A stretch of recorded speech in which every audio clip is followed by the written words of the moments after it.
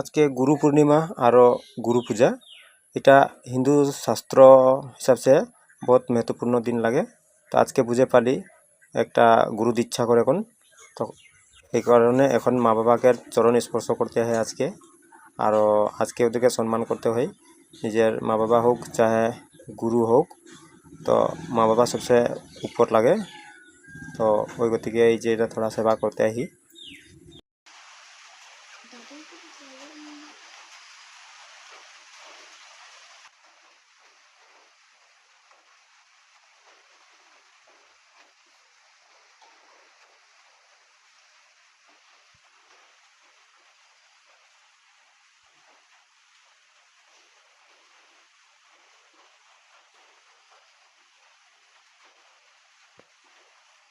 प्रेम से बोलिए अपने अपने माता पिता की जय।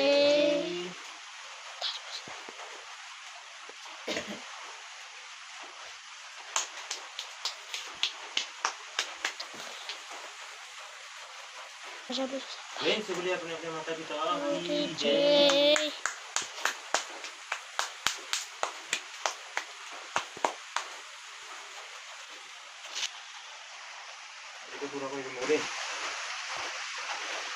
এটা মোর মা বাবা লাগে।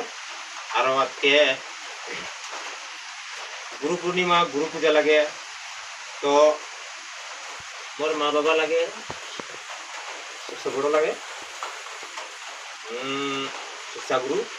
আর এই আরো জনটা গুরু মহারাজ লাগে আমাদের দীক্ষা গুরু। তো ওর এই পরব মে আজকে আমরা জানতে পারলি যে মা বাপ কি লাগে। আর जितना भी আমাদের না জানবার গিলা আহেন সবেজন জানো। আর নিজের মা বাপকে পহচানো। মা বাপ তো আমাদেরকে শরীর দিলে বলে কোন আজকে यहाँ खड़ा ही। लेकिन भगवान के बहुत बहुत धन्यवाद যে हमके জীবন দিলে, যে মা বাবাকে চরণ স্পর্শ করতে পারলি। তো সবাই জন ধ্যান দেবে আর নিজের মা বাবাকে थोड़ा जितना হোক थोड़ा ध्यान देने की कोशिश करते। और এটা बिना सत्संग से এটা मुमकिन नहीं है।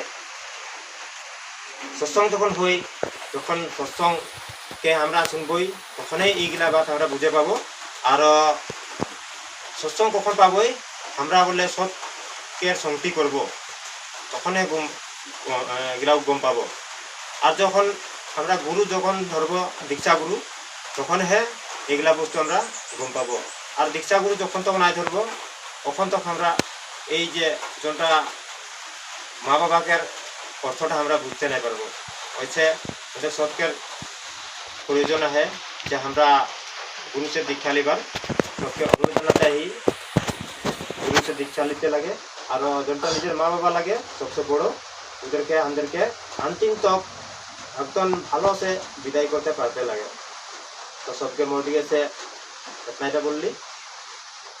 प्रेम से बोले श्री सतगुरुदेव महाराज की जय। आदि शक्ति जगत जननी माता जी की जय। अपने अपने माता पिताओं की जय।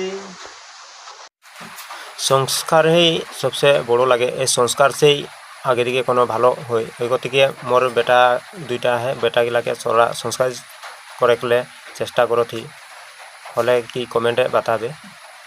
সত্যমেব জয়তে।